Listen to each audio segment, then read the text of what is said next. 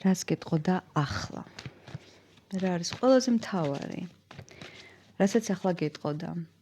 მესმის რომ კარგს ელოდებით, მაგრამ ეს ძალიან დიდი შეცდომაა, იმიტომ რომ ზოგ შეიძლება უნდოდეს უარყოფითის თქმა და ამისთვის უნდა იყოთ მზად.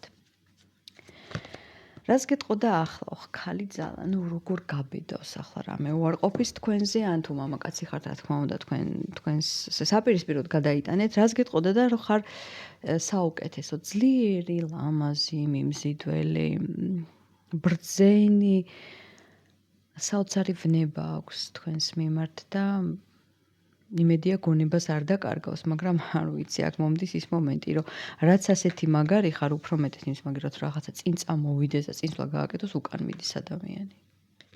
ანუ თქვენი ძალები არ არის თანაბარი. და შესაძლოა ეს ადამიანი შორიდან ნერწყვს ხლაპავდეს ან ახლოდან. მე ყველას გელოდებით კომენტარებში დროებით.